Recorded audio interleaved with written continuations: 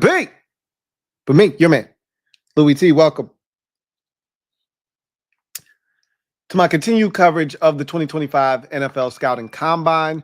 Day number 3 is in the books. 3 down, 1 to go. Quarterbacks, running backs, wide receivers grace the Indianapolis Lucas Oil Stadium field today.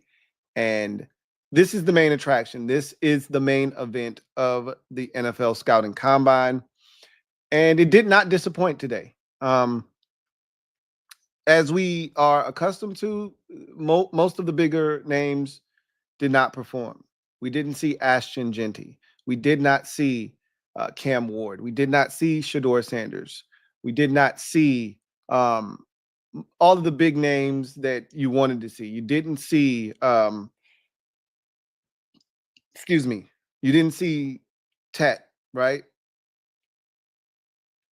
We didn't see any of the guys that we expect to hear their names called more likely than not in the top 15 at these respective positions, or even, let's say top 15, okay? Because there were some guys that have first round aspirations that did go out and perform today, guys that today was one of those days that I've talked about these last couple of days of what the combine is and what it represents. Guys who are on the fringe, who are looking to make a statement. I think that's what the combine has turned into now. It used to be an opportunity for you to showcase your skills on a much bigger stage. Everyone's watching, and here's an opportunity. You can be compared to your peers. You can go out and show that I'm better than this guy. You want to talk about this guy or that guy or where I should be taken in this draft. Well, let me go out and show you without a doubt I'm the best. That used to be what the combine represented. That is no longer the case. Now it is a showcase for the guys who are trying to make a statement that, hey, you said I couldn't run. Well, let me show you I can run. You said I didn't have a big arm. Well, I'm going to show you I can throw the football. You said I couldn't catch. Well, I'm going to show you I can catch the football today. Like, these were the things that guys are coming in and using this platform as an opportunity to prove. And I've said that really what you look to do now at the combine, and what I think it's more of a opportunity for, is a guy that's teetering on day 3 or day 2. This is an opportunity for you to take your 4th round stock and turn it into 3rd round stock. Your 3rd round stock and turn it into 2nd round stock. Your 2nd round stock, turn it into 1st round stock.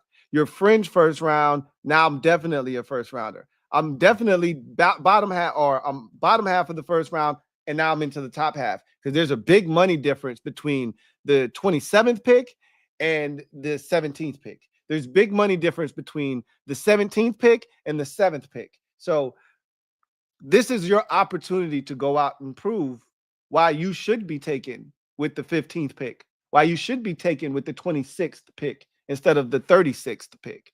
And I've got some guys today that I think put themselves in that conversation with their performances today. So we're going to talk about them. Let's start with the first position that took the field today, and that was the running back position. Fastest running back group I've ever seen, and that was confirmed when we were told that since the combine has started to keep the statistics, NFL Network started televising the combine back in 2003 when they first started, when they first took the air, and they've never had a running back group this fast in its history. I'm not surprised. We thought this was a good group. We thought it was a deep group.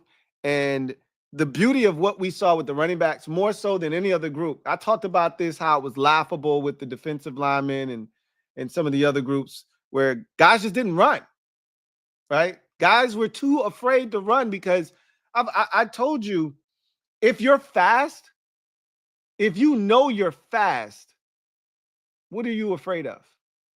Even if you don't plan on doing any of the on-field work, if your one goal is to go out and show everybody how fast you are, because the tape speaks for itself. You got your pro day, You can go to your pro day and you can run your routes there. You can, do the on-field drills there, whatever. If you're more comfortable doing that stuff, then do it then. That's nothing. But run at the combine. Get it out the way. If you're fast, everybody's watching the combine. Guys that are already in the league are watching the combine. Coaches are watching it. Everybody's watching the combine. So go out and run. Xavier Worthy became a household name last year when he ran and broke that record at the combine. If you're fast, you got nothing to hide, you'll go out and run at the combine. Trayvon Henderson had no intentions of doing anything else other than running. Let me just go out here, show you I'm fast, and then I'm done. Great. Great. You did what you needed to do. The rest speaks for itself. I'll show you the rest at my pro day. Then you got guys that do it the other way around, don't want to run because they know they're not going to run fast. You're hiding something. Like the Tennessee running back. We'll talk about it. We'll talk about it. Because I find it funny, right? Like, just say I'm going to wait till my pro day. You don't have to lie to me. Anyway. This thing, the name of the buzzword of the day was speed, pure, unadulterated speed. And it was on display at just about every position that was on the field today. Running backs, hell, even some of the quarterbacks that ran, and there weren't very many, but even they showcased a little bit of speed today, right? The receivers were fast. Fastest group of running backs in combine history, and the final group of receivers were the fastest group of receivers in combine history, with the most sub 4.3 most sub 4.40s in combine history, with 10. The previous mark, which was set last year, was 9 by a single group. So the league is being infused with even more speed. We talk about this all the time. Height, weight, speed. Every year, these players get stronger. They get faster. And this is more evidence of that. So let's talk about the running backs. A lot of guys can flat out fly in this draft. And if you're looking for speed, which my team is looking for speed at the running back position, you're in luck. There's a lot of guys to choose from. It just depends on what you're looking for. I'll give you the name of a few guys. I won't bore you with a bunch of things today, but let's just talk about some of the big names that did run. Because like I said, everybody at the running back position essentially ran. There were, I think, 31. Let me count these running backs. 1, 2, 3, 4, 5, 6, 7, 8, 9, 10, 11, 12, 13, 14, 15, 16, 17, 18, 19, 20, 1, 2, 3, 4, 5, 6, 7, 8, 9, 10, 31. Yes, 31 running backs were at the combine, and 1, 2, 3, 4, 5, 6, 7. Only 7 didn't run. So out of 31 running backs who were at the combine, 24 of them ran the 40. That's what the hell I'm talking about. That is what the hell I'm talking about. So they weren't afraid. They had no reason to be. As we can see, this was the fastest group of running backs we've ever seen. So some of the bigger names in the draft: Amarian Hampton of North Carolina, 5'11 3/4, 221. Man, he's a big physical back. And that 40 time, 4.46, chef's kiss. That's all he needed to do to stamp his, I think, his ticket to being a first-round pick. Now, what I can tell you about his day is that he is not a natural catcher of the football. That is not something. He reminds me a lot of Adrian Peterson in that regard. Like, just hand him the football, okay? Don't ask him to do anything else. Don't ask Adrian Peterson to pick up somebody in pass protection. Don't ask Adrian Peterson to catch the ball out of the backfield very often. Don't ask him to do any of that other shit. Just hand him the football, move the hell out of the way, right? That's all you need to do with Amarian Hampton. He didn't look super comfortable catching the ball out of the backfield. I don't care. That's not what I draft him for. right? I got other guys that can catch the football out of the backfield. This guy can do everything you need him to do with the football in his hands, right? So he did the one thing he needed to do, which was prove he had long distance speed. He did that with the 4.46. There's nothing else to talk about. Thought the on the field work was solid. It wasn't great, but that's, again, you're not drafting him for his ability to shake somebody down, although he can't do that. You're drafting him for his vision, his ability to run through contact and still be able to hit the home run. Okay. You're drafting him for a lot of the things you can't see on the field during the combine. So, again, he is a first round running back. We'll see if he goes. And I think DJ made a great point. He said the question with the running backs will be very simple. Will teams say, let me get mine and start that process of grabbing them in the first round, which will then probably start an avalanche of running backs coming off the board, first, second, and third round?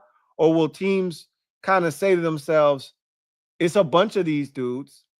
I'll just wait. Let me grab this corner because there are not a lot of those. Let me grab this tackle because there's not a lot of those. Let me grab the receiver that I like. There are a lot of those, but they're not a lot of Matthew Goldens.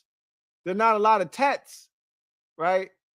They're not a lot of those dudes. Let me grab mine while the supplies last, and I'll double back and get the running back later, right? I think teams are going to grab the backs early, and that's going to force teams to feel like, well, let me go get mine. Since they grabbing some, let me go ahead and grab mine real quick. He's going to be one of the ones that someone's going to grab in the first round. We had the two Ohio State backs that participated today. Now, Travion Henderson ran a 40 and didn't do anything else. At 5'10 and an eighth, 202 pounds, he did what we thought he was going to do, 4.43 340. And that's all he needed to do was show I can run. The tape speaks for itself. I wanted to see him catch the ball out of the backfield and show that versatility because we know it exists. But he's like, I'll do that at my pro day. Perfectly fine by me. Quinshon Judkins, his running mate at Ohio State, who I like, of the two backs, I like him more than Travion Henderson because of his size. At 5'11 and 5'8", 221 pounds, everyone told me he couldn't run, right? He couldn't run. That's what I was told. Now, he's not as versatile. You could tell he's not as comfortable catching the ball out of the backfield. That doesn't mean he can't.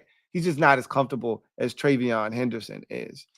Is he as good in pass pro? No, he's not. So he's not as versatile as Travion Henderson, but he's bigger. He's much more physical, right? And he's just as fast. Ran a 4.48 40. Did Quinshon Judkins. And then ran and jumped a 38.5-inch vert and an 11-foot broad. So the explosiveness is there. The physicality we know is there. I love me some Quinshon Judkins. So, again, I'm still standing on he'll go before Travion Henderson. But we'll see. I think that small difference in speed isn't enough.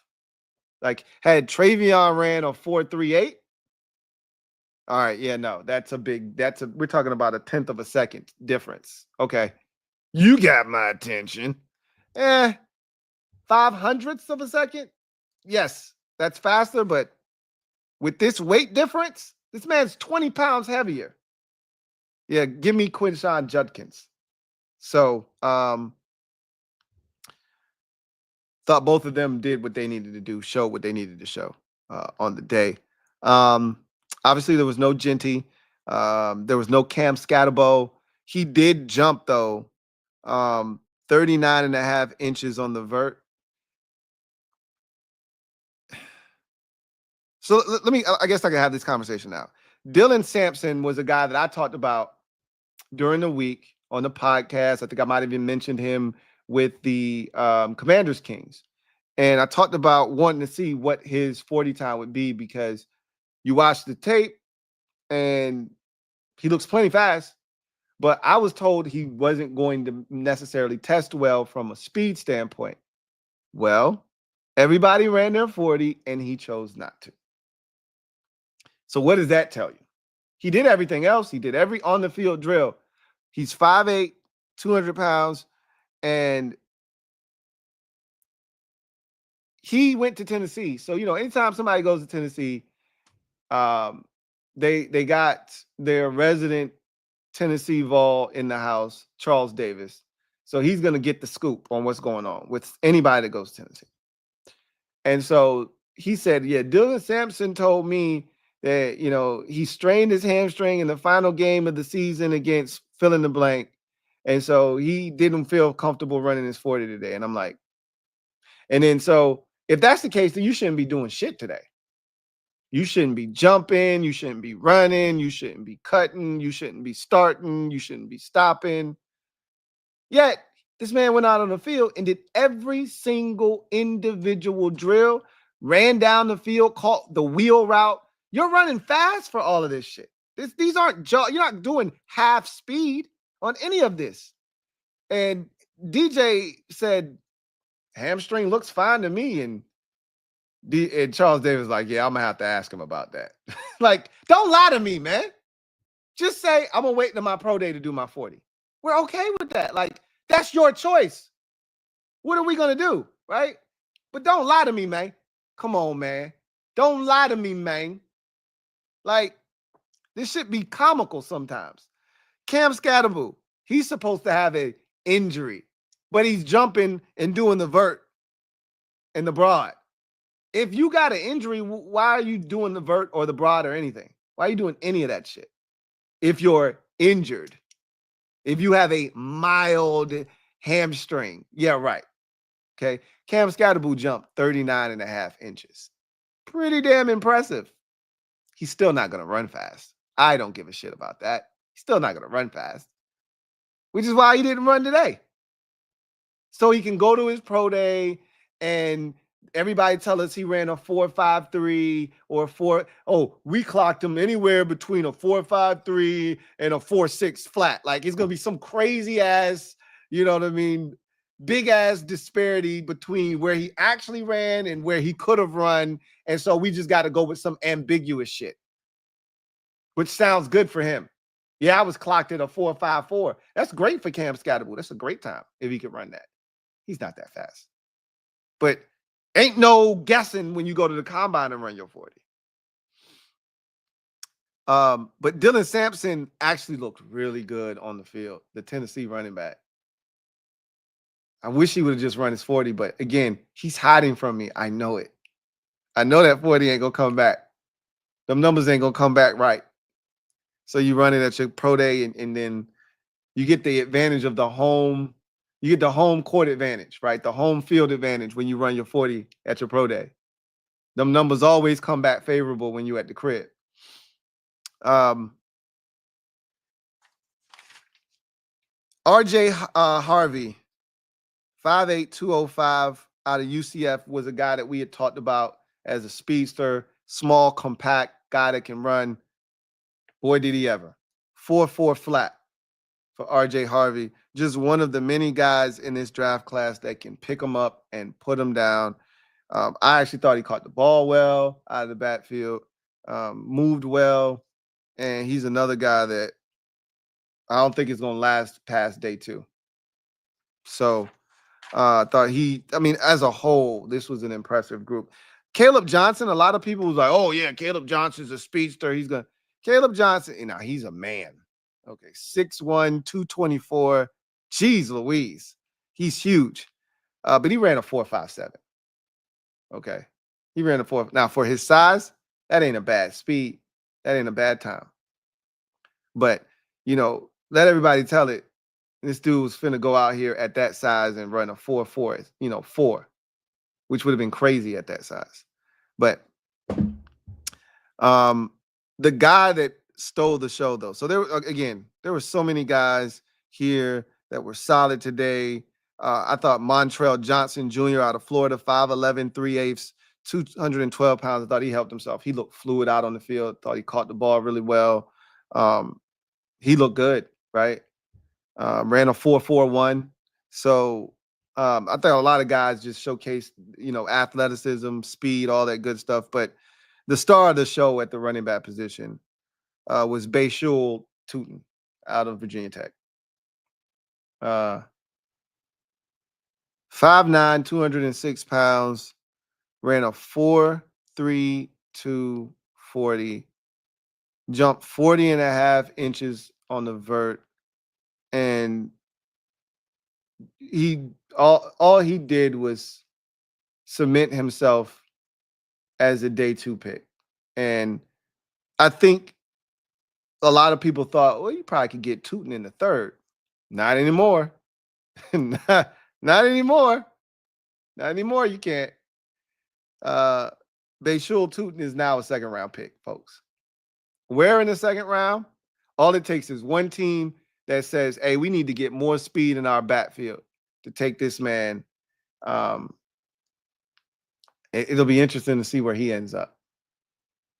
It'll be very interesting to see where he ends up. But I know of a lot of teams that could use that kind of infusion of speed in their backfield. A lot of teams could use that kind of speed. He won't last very long. I think he just ran himself up around. And people knew he was fast already. But it's different when you can actually put a time to the speed. You see it and you're like, okay, yeah, he fast. In your mind, you might be like, okay, he probably gonna run like a 4.41, a 4.4 flat, and then he damn near runs a 4.3. And you're, oh shit, that's next level speed. That's different speed. It ain't too many. Just think about this. Ain't too many running backs in the National Football League running 4.3s. Just think to yourself, how many dudes you can think of right now on an NFL roster at the running back position is running a sub 4.40? How many dudes? It ain't many. I can think of maybe 4 or 5. Maybe 4 or 5. I think Jahmyr Gibbs is one. I know Isaiah Pacheco is another. Devin Achane is another one. That's 3. I thought I had 1 or 2 more in my mind, but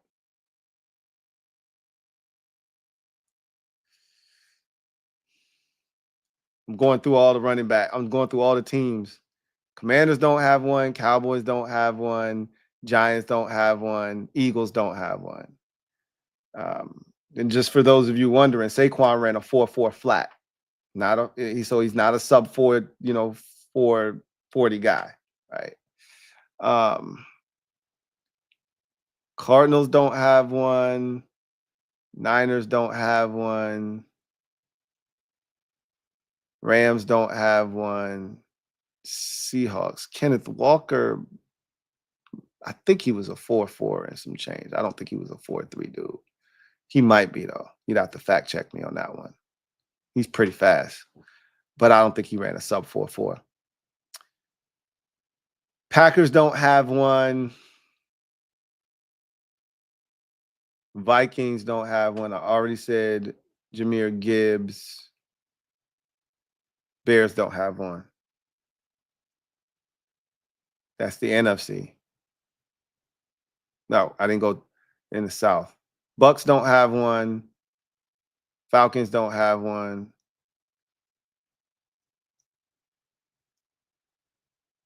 Panthers don't have one. And the Saints don't have one. So you go to the AFC.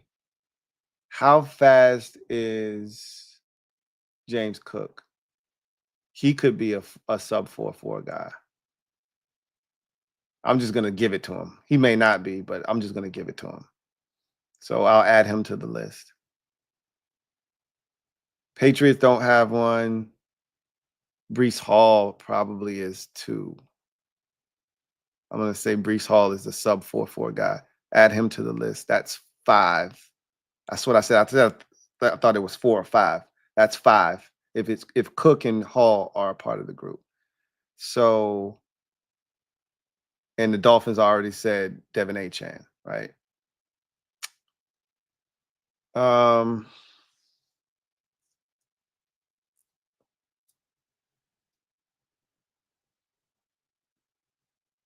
Ravens don't have one. Although, once upon a time, their backup running back, when he was coming out, I think he might have ran a sub 4.4.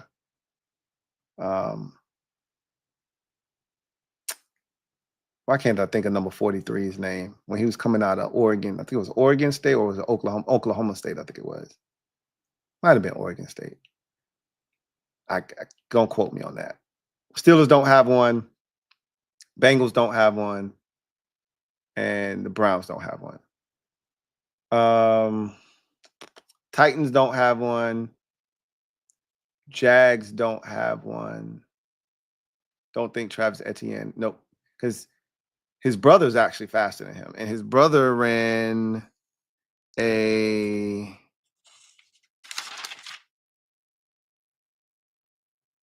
4.42. And his brother's faster than him. So so Titans no, Jags no, Colts, Jonathan Taylor. That's another one. 4. So that's 6.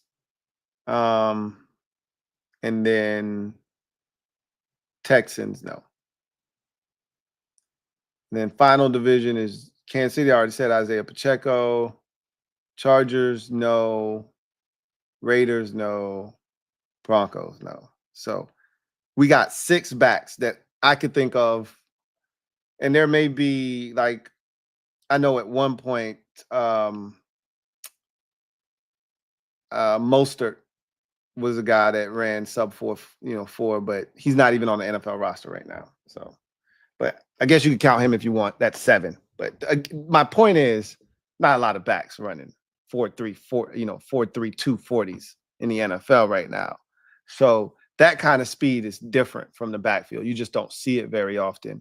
Chuba Hubbard is not a 4.3 guy. Chuba Hubbard is a 4.4 guy, though. I think Chuba Hubbard ran like a 4.4, like 7 or something like that at his pro day. You gotta look it up. But he's not 4.3 guy. But the only other guy is Kenneth Walker, and I said that when I was going through it, is you'd have to check, but I think he could be a 4.3 guy. But it's not a lot of them. It's less than 10. All the running backs that exist in the NFL is less than 10 running backs that run that fast. So there's a lot of speed about to come into the league at the running back position. And Basil Tootin, whew, he made himself some money today. That's for sure. He was the standout of the running back group. And I think he might have run himself into the second round. If he was already there, he's definitely there. If there was any questions, those have been answered. If he was a 3rd round pick, he's now a 2nd round pick. So let's get to the quarterbacks. The first set of quarterbacks. We'll keep going in order. Overall, the running backs, they exceeded my expectation. And just remember, so because I should have told you this, height of the top 10 running backs, the average of the top 10 running backs, 5'10" and 7/8. So you're essentially saying 5'11", 216, 4'4", 940. Those are your landmarks, which is why a guy like Travion Henderson doesn't do it for me. Like if you're looking for a lead back, if you're looking for a complimentary back, give me Travion Henderson all day. He's the perfect 3rd down back in the NFL, without question. But if you're looking for a guy to be the dude, give me Quinshon Judkins. That's why I keep talking about him in particular. Anyhow, that first group of quarterbacks, this Brady Cook dude out of Missouri, pretty good day. I thought he ran well, 4.5, 940. What? 6'2" and 1/8, 214 pounds. I thought he spun it well. He was a little inconsistent, but when he was on, it was nice. I was like, okay, I could see somebody, drafting him or not drafting him, but him being an undrafted guy that ends up on somebody's practice squad, hangs around for a little while, and ends up getting some run in the league. I can see that happening. You just got to land in the right spot. But this was all about Jackson Dart, Quinn Ewers, and Dylan Gabriel. And if you wanted to throw Will Howard in there, sure, go right ahead. It was crazy because, they're in Indy. That's right kind of in the heart of the Midwest. So anybody from Notre Dame, anybody from Ohio State, anybody from, one of those Big Ten schools or something in the Midwest, you were going to get love. Will Howard is like, they was going crazy. You would have thought they was in Columbus doing this joint, because every time he threw a pass, they was cheering. If it was completed, if it wasn't, they were booing. It was crazy, right? It was wild. But to me, it was really about Jackson Dart, Quinn Ewers, Dylan Gabriel, and Will Howard. But really, Dart and Ewers were the two you were really kind of eyeballing to see what they would do. And I actually thought both of them threw the ball well, right? Jackson Dart was impressive. He can spin it. And he had some RPMs on it too. Like, it looked good. I ain't gonna front. Ewers, you could tell he didn't have the zip on the football, but he can still throw it, but he's not my cup of tea. But he didn't have a bad day. I thought he threw the ball well too. But for me, Dart separated himself as the third quarterback. Like, we knew that going in, and the combine isn't going to change that. A lot of times for evaluators, this is their first time seeing the guy throw, right? Like, that it's nothing more than that. Like, I'm not gonna move you up or move you down based off of a combine performance, which is why they say you can just go out there and do it. It's not going to change anything. But I think Dart is the third best quarterback. And watching him throw today kind of solidified that for me. So you move to the first group of receivers, and they were fast. It was a day predicated on speed, and this group did not disappoint. Alec Ayomor Manor out of Stanford, 6'1" and 3/4, 206 pounds, ran a Moses Malone 4.44. Luther Burden III, 6 feet, 206, ran a 4.41. We'll come back to him. Trey Harris is a guy that a lot of people like out of Ole Miss, 6'2", 205, ran a 4.5, 4.40. The speed that you're looking for of the top 10 receivers in the NFL is a Moses Malone 4.44. So we'll come back to Trey Harris in a second. So some of the big names that you wanted to see run that didn't run.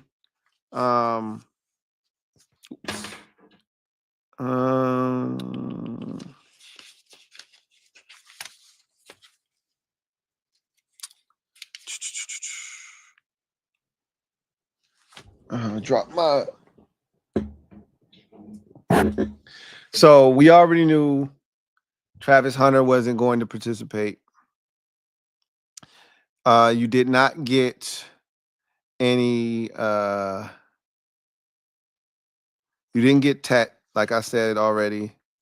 Teteroa McMillan. You did not get any. Emeka Abuka, which was a little disappointing. I was hoping but none of the Ohio State dudes, they pretty much all punted on, other than the running backs, pretty much punted on the combine. So that wasn't a surprise. But this is about the guys that did step up. So let's start this group of receivers, this first group, with Isaiah Bond. And I'm not gonna beat him up. I'm not gonna do the thing that I want to do, because he's still blazing fast. Okay. And so I'm not going to demean him, but it was funny. I told y'all on the podcast on Thursday, I said, I don't believe you. I need more people. When he said, oh, and he said it matter of fact with a straight face. Oh, I'm finna run a 4-2 flat 419, right? And instead of him, congratulating his boy last year when he ran the 40 and broke the record, and he probably did, but he made sure he let everybody know, I'm finna break that next year. Okay, guy. Then he shows up at the podium the day before the receivers hit the field, and he's adamant, guaranteeing he's going to break the record. So you can't do all of that shit and then come out and run a 4.39. And again, that's blazing fast. It's just not 4.19, which is what you told us you were going to run, or 4.2 flat. It's not you breaking the record. Matter of fact, you're not even the fastest receiver on your team, buddy. That distinction goes to Matthew Golden, my friend, who had himself a day, and all he did was run the 40. He ran the 40 and shut it down. Love it. Again, fast guys run fast. And if you can run, then you got nothing to hide. The combine is your show. It's your stage. Go put on a show if you can run. You don't need to save it for your pro day. For what? When you got all these eyeballs on you, every single general manager, every single head coach is in attendance. And some managers, we saw Jerry Jones at the combine. Why would you not want to go out and run if you're fast? Matthew Golden went out, who didn't say he was going to run a, sub 4.3 or none of that shit. He just went out and did it. And DJ said about Isaiah Bond, doesn't he know anything about under promising and over delivering? Doesn't he know anything about that? He said that yesterday before the wide receivers hit the field, because he knew, like, you might be fast, but talking that kind of shit, hard to back it up. Now people looking for it. And we shouldn't have to. This is when you say stuff like that, when you put that kind of spotlight on yourself, now you got people having to defend your 4.39. There's no defending a 4.39. That's blazing fast. I shouldn't have to defend you. But you put yourself in a position where we got to say, hey, let's not scoff at 4.39, folks. That's blazing fast. But it ain't 4.19. Let's just be clear. So Matthew Golden, though, 5'11", 191, was thought to be a fringe first-round pick. A guy that a lot of, people loved as a late first, early second round wide receiver. And by all accounts, if he didn't go late first, he's going to go early second. This is what I'm talking about when I talk about the combine and the opportunity that it presents itself to you. You can go to your pro day and run really well and have that be the difference, but it don't resonate like the combine does. I can tell you that much. A lot of shit going on at the pro day. A lot of shit going on. How my brain works, I want to showcase my skills while you're there specifically that day for that position group. When you come to a pro day, there's a lot of shit going on.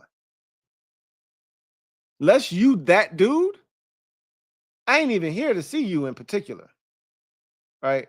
I'm just here to see this collection of talent.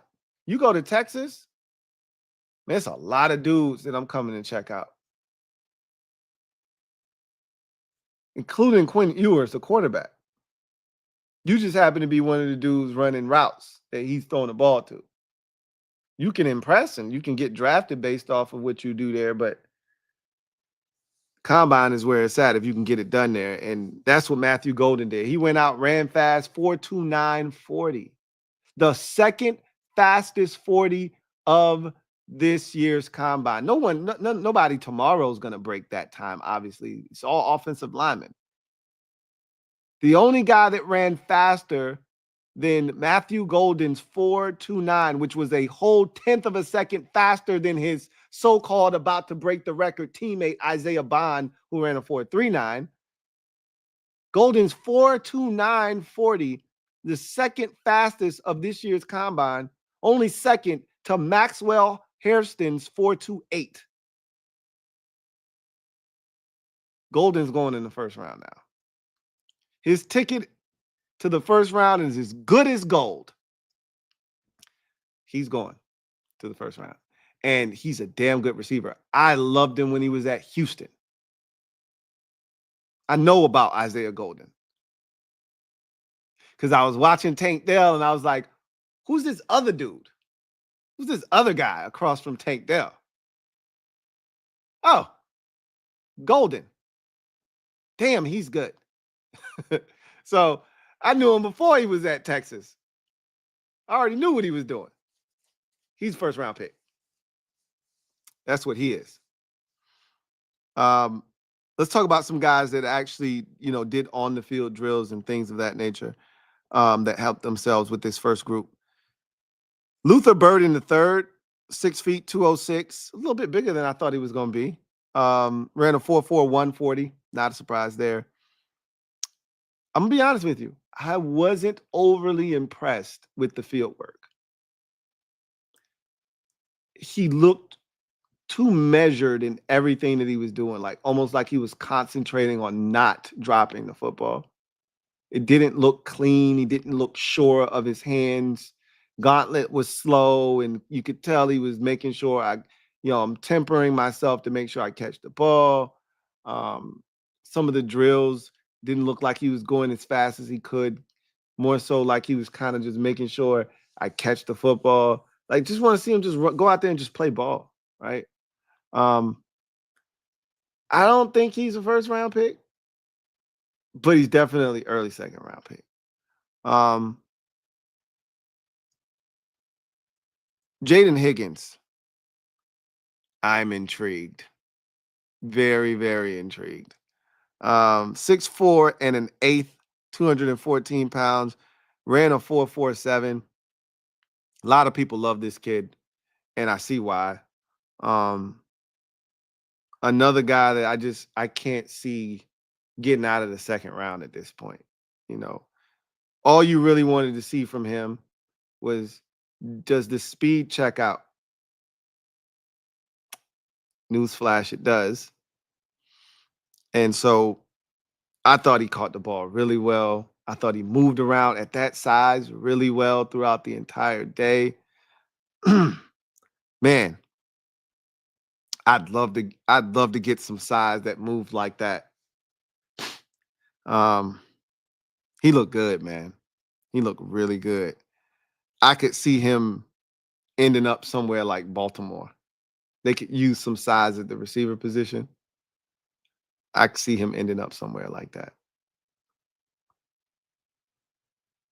He looks really good. New England, a team that doesn't have any receivers like that, could definitely use a Jaden Higgins. He looks really good. I was impressed. Somebody that caught my eye today. He did not run a 40.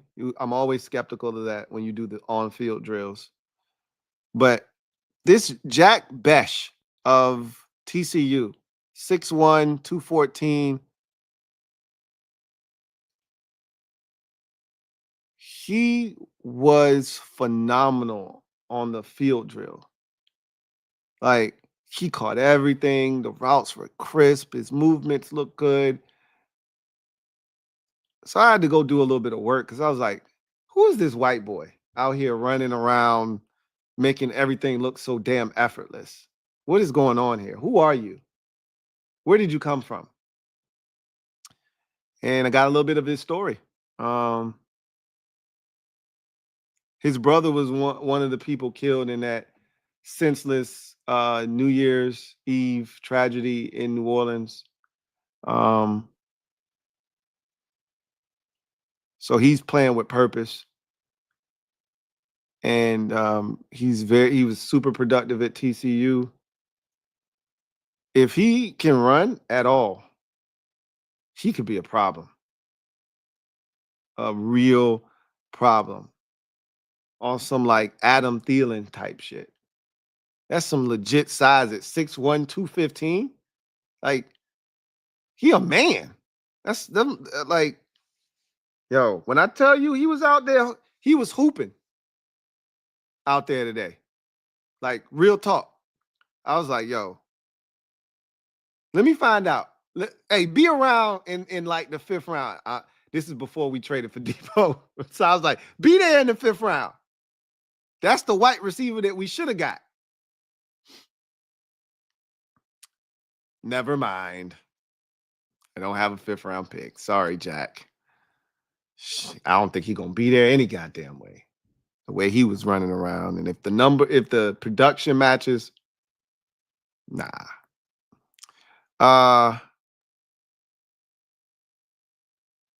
You want me to tell you who really I thought had an awful day? I mean, really hurt themselves tremendously today.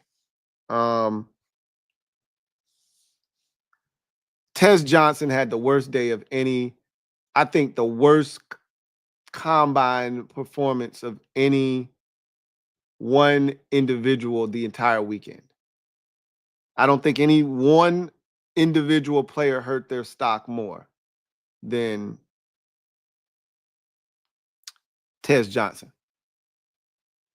At 5'10", 154, which he's the second lightest player invited to the combine in its history.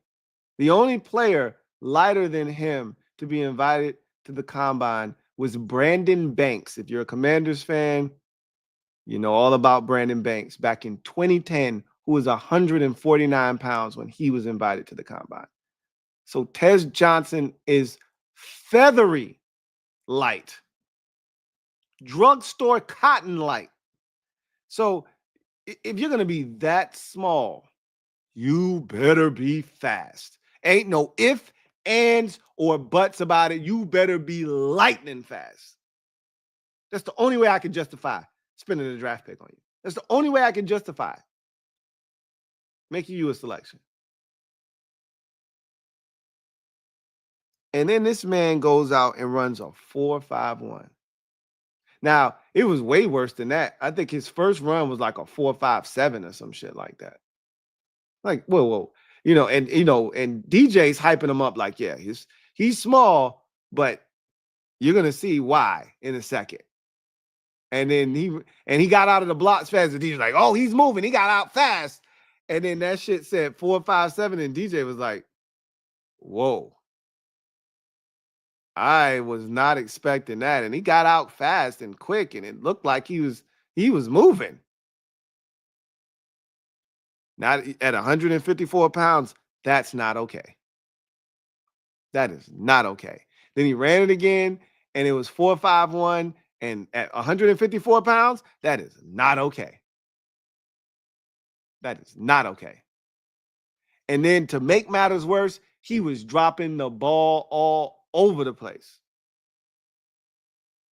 Now, the tape is what it is. And I'm not telling you he's not getting drafted. That's not what I'm saying. But he didn't do himself any favors. This is the good thing. He still got a pro day. He can go to his pro day, run a 4.42, catch everything, look great, and all will be forgiven. This is why I always say go to the combine and do it there. Because if you do this at your pro day, you're screwed.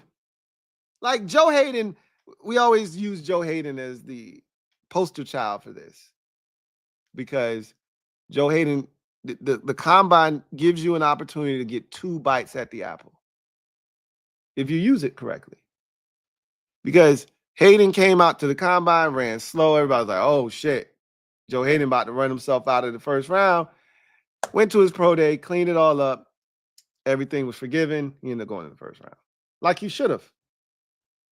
You do that at your pro day, though, There is no other chance unless you want to schedule a private workout for teams. There is no do-over. There's no makeup. You get another chance at your pro day. And Tez Johnson, boy, you got some explaining to do. You got some work to do at that pro day. Because this shit right here, I thought going into this, he was probably like a 3rd-round pick. He's not a day 2 pick after this. Not only is he not a day 2 pick after this is 5th, 6th round activity here. This is he's in danger of having what happened to Bucky Brooks or Bucky Irvin happened last year. You know, people looked at Bucky Irvin and was like, yo, Bucky Irvin is a baller. You watch the tape and you're like, man, if you don't stop bullshitting and take Bucky Irvin in the 2nd round, Bucky Irvin fell to what, the 5th round? That 40 time was unforgiving. I can't forgive you for that. Same thing finna happen to Tez Johnson. He don't clean that shit up. And then, like I said, what made it worse, well, he was dropping every damn thing. I don't know if the slow 40 time was in his head or what, but he didn't have a good day catching the football. Yeah, a lot of drops. A lot of drops. So it was a rough day for him. So that was the first group of wide receivers. Let's get to the second group of quarterbacks. Riley Leonard, Kyle McCord, Jalen Milroe, and Tyler Show were the main attractions in this quarterback group. Much like the first group, I thought they all had their moments where they threw it well. There were times where they showed why they are where they are in this draft and viewed the way that they're viewed. But all of them have talent. Riley Leonard had his moments where you was like, that's why you're Riley Leonard. And then other times we're like, damn, that ain't half bad, Riley. That shit didn't look bad at all. McCord, same thing. He can spin it. He got some RPMs on his footballs. So he can spin it a little bit. So does Jalen Milroe. He can throw the football. Like, from a traits standpoint, outside of, like, I mean, even the 6'2" isn't bad. He looks the part. He reminds me a lot of, obviously he's not 6'5", 230 like your boy from Tennessee last year that ended up getting drafted by New England. But he reminds me a lot of him. He's got an arm. Now, his arm ain't as big as his, but he's got an arm.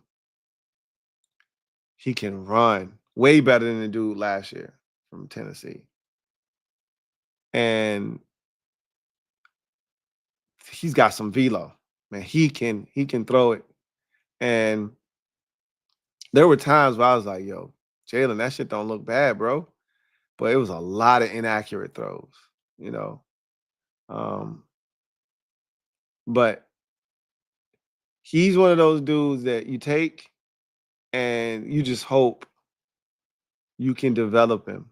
Like, he's the new Jalen Hurts, right? In the sense of, you take him, you stash him, you hope you don't have to play him. You hope he ends up in a situation where he doesn't have to play right away. He gets to learn. You get to work with him, iron out some kinks, get him comfortable, and then, you know, because what you don't want is for him to be like Malik Willis, because that's what it feels like it's going to turn into. But much like Malik Willis, who found a good home in Green Bay now, where he was allowed to be nurtured the way he needed to be. Tennessee was toxic for him. He wasn't going to thrive there. Goes to Green Bay, and all of a sudden he's playing well enough. He's got his confidence back, and he's playing well enough to win football games because of the environment. It's all in where Jalen Milroe goes. But the guy I'm most intrigued with in this group is Tyler Show. Now, I know about how old he is and this, that, and the third, some of the injuries he's had. But at 6'5", 219, he can throw that thing. And he ran the 40, the only quarterback in this group to run the 40, and he ran a 4.63, so he's an athlete too. There's a place on an NFL roster for Tyler Shuck, excuse me. There's a place on the NFL roster for Tyler Shuck. Again, where? I'd love to see him go somewhere like Buffalo. Love to see him go somewhere like Buffalo. Be behind Josh Allen and kind of learn there.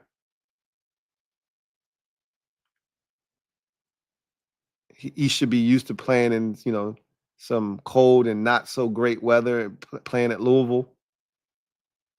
Go up to Buffalo, where you got to have a strong arm, throw a tight spiral that can cut through that wind. I'm not saying, I'm just saying. I thought he was solid. I thought that group was solid as well. Final group of the day was final group of wide receivers. And of this group, Tech would have been in this group. Obviously, he did not participate.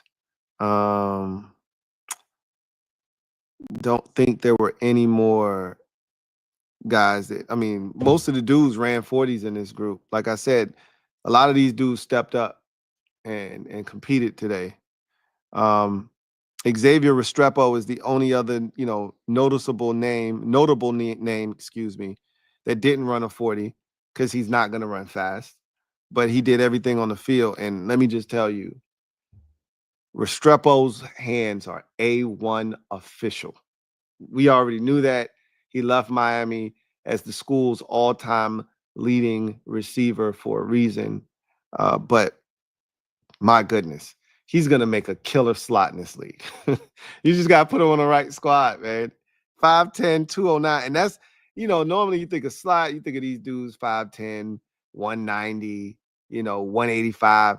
He's 209. So he's rock solid. Pause. He's gonna be a problem. He was running them routes. He was catching everything. Put him on the right squad. He's gonna be a problem for sure. Kyle Williams of Washington State, 5'11", 190, ran a 4.4 flat. He looked good out there. He had a couple of drops, but all in all, by and large, I thought he was really good. And I was really impressed with a lot of the things he was able to do. A name that a lot of people love in this draft, and I, as a Commanders fan, I've heard more Commanders fans bring up this name than any other name in terms of receivers that they wanted the Commanders to draft. And that's Savion Williams out of TCU. I was really looking forward to seeing him do some on-the-field work in addition to running the 40. I'm so glad he ran the 40, though, because I just really wanted to put a time to what I had seen. At this size, 6'4", 224, what? We already knew he was a big kid, right?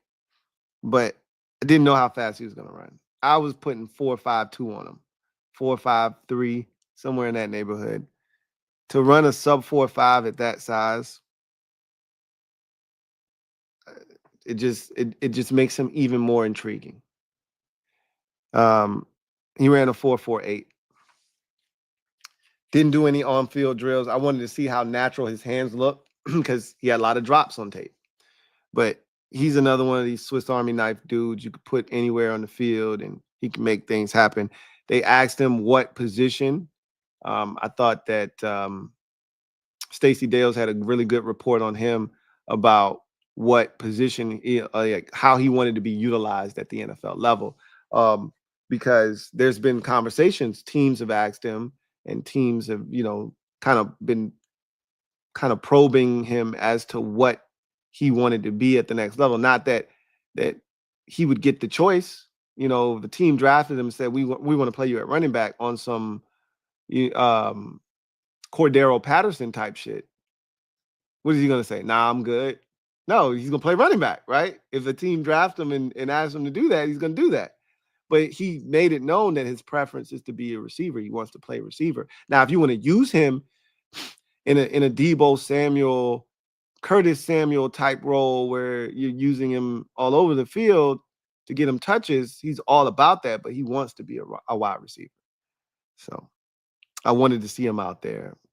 Unfortunately, we didn't get to see it, but that 40 was loud. It spoke loud. Um,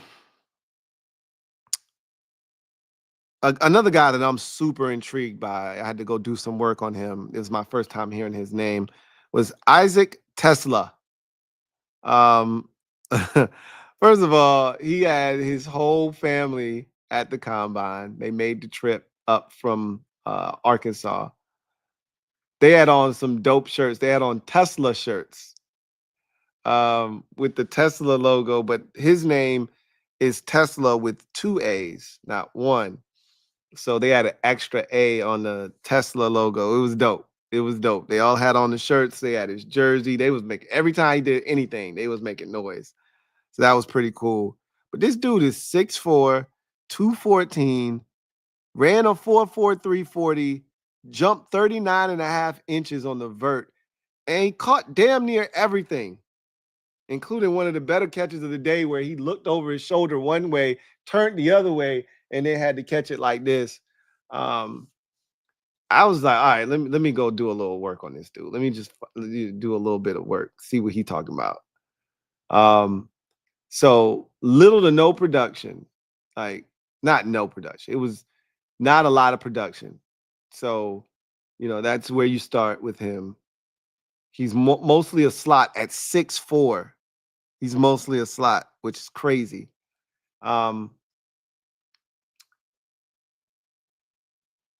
He's a guy that doesn't offer you a ton of wiggle in terms of route running, things of that nature. So he's gonna have to win with his frame. But I'm intrigued by Isaac Tesla.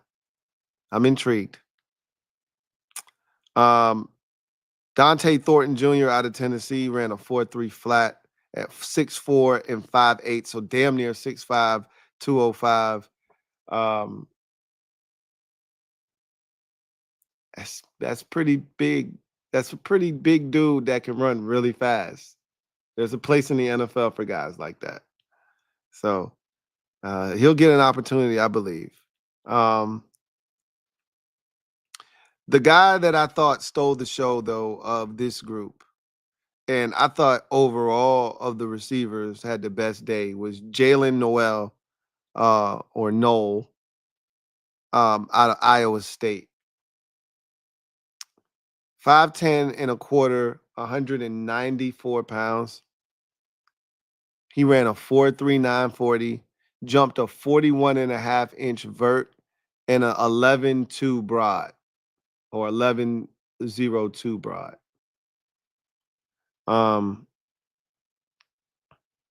And caught everything. Hands looked official. Ran through the football. He just looked so comfortable on the football field.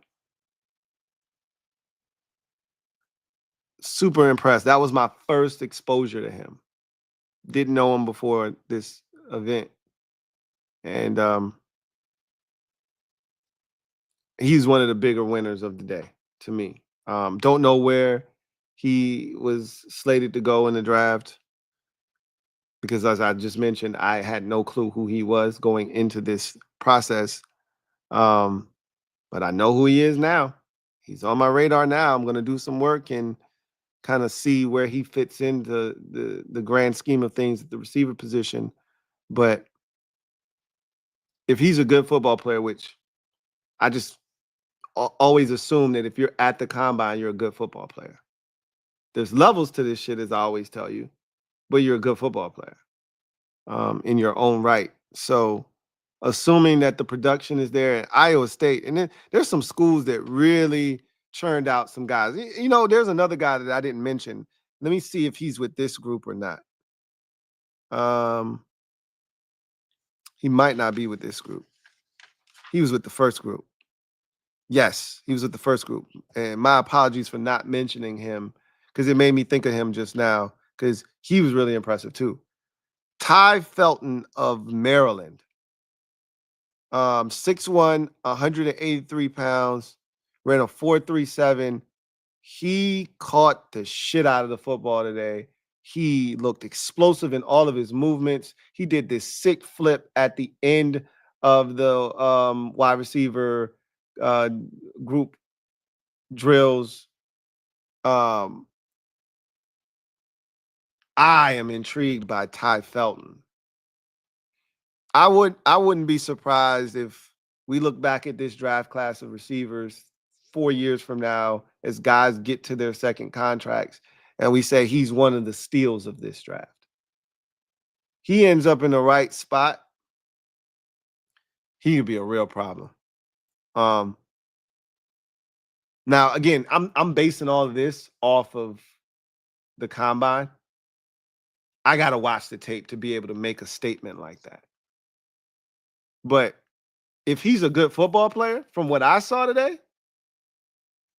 and again, this is the combine, I need to see what you do when guys are trying to take your head off, right? There's a big difference between the two. I'm well aware, but he looked really good, man. And there were some really good Maryland receivers that I saw running around today. A lot of Iowa State guys running around today. A lot of Virginia Tech guys running around today. Hey, it's some schools pumping some shit out, man. Some schools that was really well represented. Maryland was one of them, especially at the receiver position. So yeah, that was the wide receiver position for me. Tremendous athletes at both the receiver and running back positions. And while there aren't a ton of guys with that Malik Neighbors, Brian Thomas Jr. ability in this draft, you know, it's a lot of good football players, I think, at the receiver position in this draft, potentially. Like, I wouldn't be shocked. This is the type of draft I think it is. I wouldn't be shocked if you find a Stephon Diggs in the 5th round. Remember, Stephon Diggs was the 5th round pick the year he came out. I wouldn't be shocked if you find a 5th round pick Jim this year at the receiver position. Wouldn't shock me at all. If you found a dude in the 4th or the 5th round and he turns out to be one of the best receivers 3 years from now, wouldn't be surprised. Wouldn't be surprised at all. So,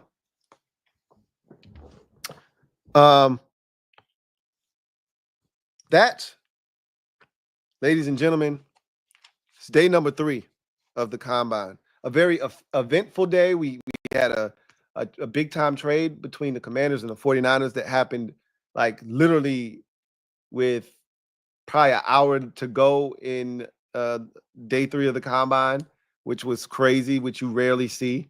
Something like that go down during the combine, but it happened. But I thought the running backs were awesome. Like, they were what I thought the tight ends were going to be, right? We talked about how deep the tight end draft class is and how talented it is. And then we were like, when they started to run, you're like, really? That's the best you got, huh? Okay. Huh. Wasn't expecting that. Running backs lived up to the hype. They told us this was a deep running back draft class full of talent and guys that could run and speed and athleticism, and it was on full display today. The receivers, we talked about this being a good group, not a great group. Boy, are they athletic, though. Boy, are they athletic. And when you have the traits, all bets are off. All bets are off. So sometimes we get caught up in speed and guys get overlooked because of it, i.e. Amon-Ra St. Brown. who ran a 4.59, and that's what allowed his stock to plummet the way that it did. And shit happens. When you don't run fast, it's easy to get overlooked. But that doesn't mean you're not a good football player. So, you know, we'll see. Some of these dudes, man, like Taj Brooks of Texas Tech, the way they were talking about him at the running back position, they're like, look, man, I know y'all getting enamored with all these dudes that can run, but this Taj Brooks dude, he's the truth. I like the way he moved on the field. So, you know, we'll see. But anyhow, let me take this one comment and then we'll get out of here. Thank you for the super chat.